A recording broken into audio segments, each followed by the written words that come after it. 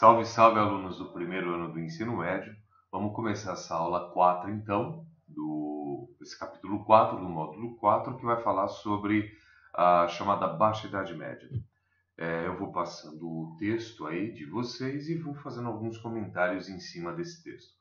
A gente pode ver logo aí no começo, esse tópico 1 aí do capítulo 4 vai falar sobre a chamada expansão da Idade Média. Isso quer dizer aí que por volta do século XI nós tivemos o auge do sistema feudal, o auge do feudalismo, mas também o início da sua desintegração. Esse período de auge, do fim do auge e o início da desintegração da Idade Média, é conhecido aí como Baixa Idade Média. O que a gente pode observar aí também é que a sociedade feudal nesse momento ela era dividida em três ordens ou em três grupos sociais. A primeira dela, o clero, que era o responsável aí pela intermediação entre homem e Deus. Durante a Idade Média, era a Igreja Católica ou os religiosos os responsáveis por interligar o homem comum à figura de Deus. O segundo grupo social que a gente tem aí são os nobres, ou a nobreza leiga, responsável aí por proteger os seus domínios senhoriais, proteger os fracos e as mulheres. E o terceiro grupo social, que é em maior número, a classe aí formada pelos servos, pelos vilões, que eram os trabalhadores que não tinham vínculo nem obrigação com o seu senhor feudal, como vocês podem ver aí, os comerciantes e os chamados trabalhadores urbanos. Como a gente já sabe, como a gente já viu durante o ensino fundamental 2, era a Igreja Católica a instituição mais poderosa aí durante toda a Idade Média, presente em todos os territórios do continente europeu ocidental. Existia aí uma direção centralizadora ou centralizada da Igreja Católica. Você tinha aí a figura do Papa, que centralizava todas as tomadas de decisões da Igreja. Os mosteiros católicos eles foram os responsáveis durante a Idade Média por preservar a chamada herança cultural da antiguidade clássica, ou a herança cultural da cultura greco-romana antiga. Também era um centro de ensino para leigos. Os mosteiros eram escolas, vamos pensar dessa forma. Na Baixa Idade Média também foram criadas as primeiras universidades, como a Universidade de Bolonha, que surgiu aí no século XI. Lembrando que a Universidade de Bolonha está na atual Espanha. Nós vamos ter uma universidade em Paris, que foi fundada entre 1150 e 1170. Com as universidades surgiram aí uma nova classe social, uma nova categoria social, que é a categoria dos intelectuais, que teve como objetivo aí desvincular, separar fé e razão. Como a gente vê aí, a família durante a Idade Média, ela era constituída por laços de parentesco consanguíneo e também artificial. O exemplo disso é a dependência de um servo ao seu senhor e de um senhor aos seus servos. Durante a Baixa Idade Média, melhor dizendo, nós vamos ter alguns avanços tecnológicos na área agrícola, como a criação da charrua, que era um tipo de arado mais eficiente que o arado anterior, um moinho hidráulico, que funcionava aí a partir do uso da água, a rotação de culturas, onde você dividia as terras em três partes e durante um ano uma das partes ela descansava. Esses avanços tecnológicos na área agrícola contribuíram aí para o aumento da produtividade. E a partir do momento em que você tem um aumento da produtividade, você tem um aumento da população, que passa a se alimentar melhor, morrendo menos. Nós vamos ter também aí, com essas melhorias na área agrícola, a produção de excedente, a produção a mais de alimentos que vão ser aí comercializados, contribuindo para o fortalecimento da atividade comercial. Durante a Idade Média, nós vamos ter a formação, a criação dos burgos, que nada mais são do que as aldeias, os lugares fortificados que vão resultar aí na formação das primeiras cidades como a conhecemos hoje. Nos burgueses, nós vamos ter Nos burgos, nós vamos ter um tipo de habitantes que passam a ser chamados aí de burgueses, que vão ser responsáveis pelo fim do sistema feudal. Ou a classe social burguesa, ou a burguesia, ela vai ser uma das responsáveis pelo fim do sistema feudal, pela ideia aí daquela tríade baseada no clero, nobreza e camponeses, servos. Os burgos, num primeiro momento, vão estar aí sob o controle dos aristocratas, ou seja, essas pequenas cidades fortificadas, elas vão ser controladas pela população mais rica, pelo grupo social mais rico.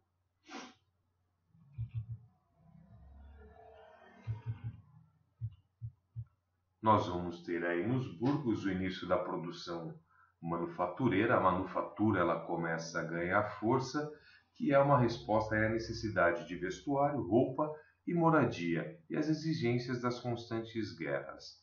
O crescimento populacional, por conta de uma melhoria na área agrícola principalmente, vai trazer maior conforto entre as camadas mais ricas. Nós vamos ter aí as doações dos burgueses para obras religiosas em troca de recompensa espiritual. Então, os burgueses que estão enriquecendo para não serem considerados pecadores pela Igreja Católica, já que o acúmulo, o uso, a usura, o lucro era considerado pecado, esses burgueses vão doar desde grandes quantias em dinheiro e metais preciosos, quanto terras para a Igreja Católica. O objetivo aí dos burgueses era neutralizar a oposição do clero às suas atividades, lembrando que o lucro para a Igreja Católica, nesse momento, era considerado um grande pecado, que é a usura. Vamos lá. Por volta do século XIII aí também, com relação à atividade comercial, nós vamos ter uma grande expansão do crédito durante a Idade Média, que é você oferecer empréstimos a juros. No mundo do trabalho, o que nós vamos ter aí no domínio dos senhores feudais, as obrigações civis sendo atenuadas. Os camponeses, então, passam a exigir dos seus senhores o pagamento em dinheiro ou em parte de excedente agrícola. Nós vamos ter aí também no século XIII a formação das corporações de ofício, que vão ser organizações para distribuir determinados produtos manufaturados do mesmo ramo. Então, vamos pensar que uma corporação de ofício é um número de camponeses que dominam uma determinada técnica, como a produção de botas de couro. Esses artesãos eles vão se unir para aumentar, para potencializar aí a sua produção. Como nós estamos vendo, a riqueza de um senhor feudal durante a Idade Média ela estava associada aí ao número de vassalos diretos que dependiam dele, dos agregados que viviam aí dentro da sua propriedade. Então, riqueza para o senhor feudal eram basicamente terras e pessoas que dependiam diretamente dele. Para a burguesia, riqueza estava relacionado à poupança, ao acúmulo e aos investimentos adquiridos com a administração de bens. Para a burguesia, a atividade comercial aí é que vai gerar o lucro. Compra e venda de mercadorias, basicamente, é que vai gerar o lucro. Durante a Baixa Idade Média também nós vamos ter o chamado movimento cruzadista, ou as cruzadas, que foram expedições militares estimuladas aí pelo Papa Urbano II, no ano de 1095, pedindo aí para que a cristandade se una contra os infiéis. Os infiéis para a Igreja Católica, nesse momento, são os muçulmanos que controlavam a região ali do Oriente Médio, mais precisamente a cidade de Jerusalém. Os cruzados, eles recebiam aí da Igreja Católica uma indulgência específica, ou seja, quem lutava durante as cruzadas recebia aí uma indulgência, um documento livrando-o de todos os seus pecados. As cruzadas também tiveram como objetivo a reaproximação entre a Igreja Católica e a Igreja Ortodoxa, já que no ano de 1054, como nós vimos no capítulo anterior, nós tivemos o chamado Cisma do Oriente.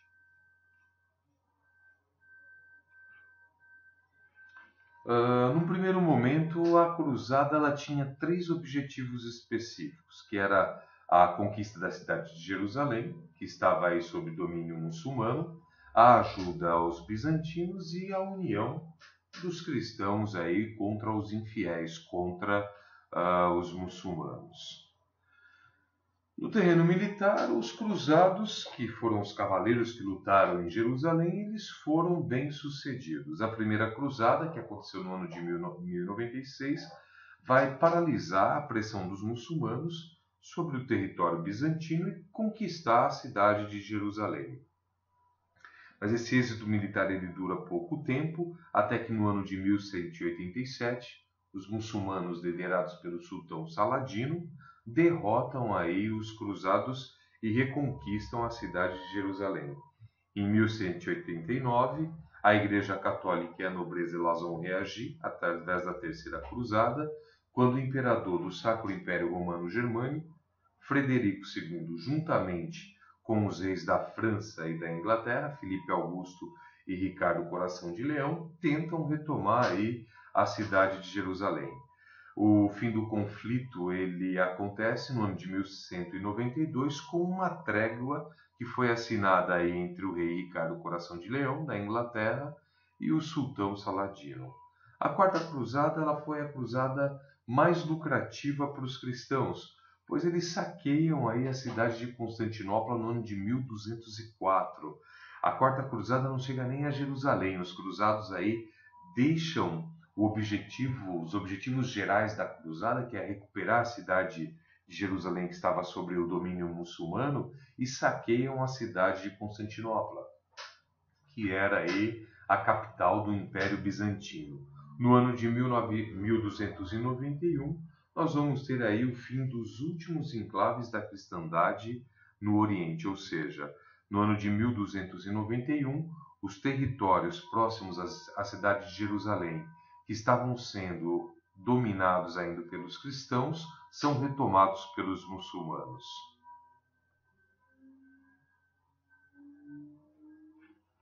Nesse tópico 2.1, nós temos aí os desdobramentos do movimento cruzadístico, ou seja, o que veio depois aí das cruzadas. Bom, no primeiro momento, as cruzadas tiveram uma grande influência nas transformações da civilização europeia.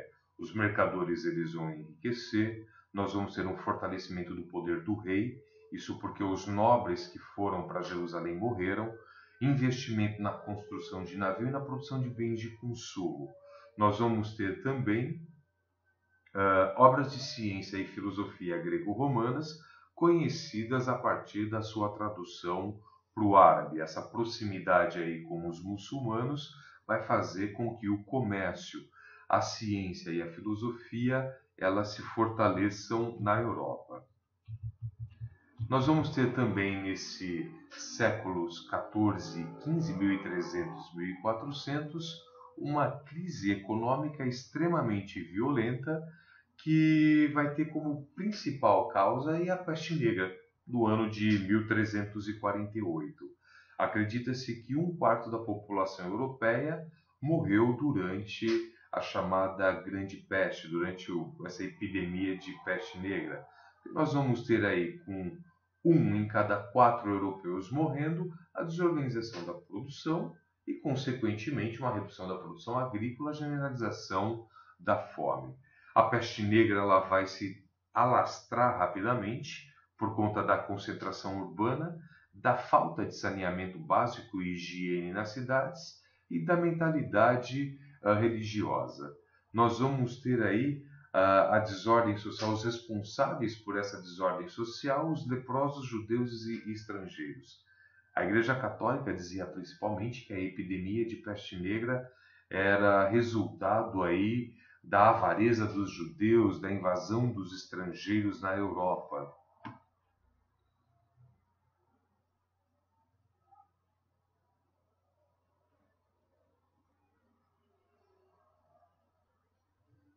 Nós vamos ter, então, no século XIII, no século XIV e século XV, secas que vão atingir a Europa, a diminuição da produção agrícola e a fome que vai piorar ainda mais essa crise.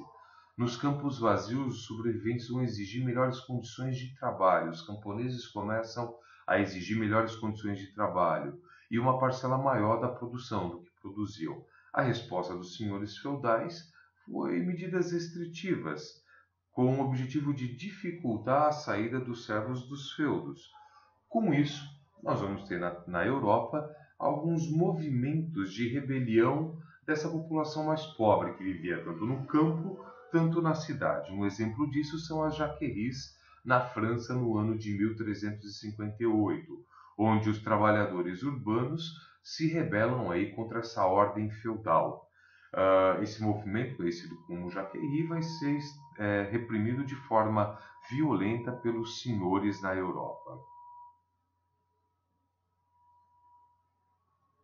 Nós vamos ter também nesse período a Guerra dos 100 Anos, que inicia-se em 1337 e se estende até 1453, envolvendo aí França e Inglaterra. Uma crise generalizada na nobreza, são chamados conflitos dinásticos.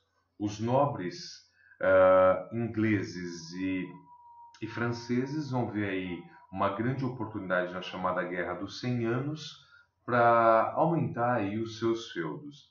A burguesia comercial, ou os burgueses, eles veem na Guerra dos 100 Anos aí a possibilidade de fortalecer o poder do rei, para estabelecer aí uma nova ordem e abrir novos mercados. Bem, primeiro ano eu termino então aqui este capítulo 4 do módulo 4. Estudem e estudem.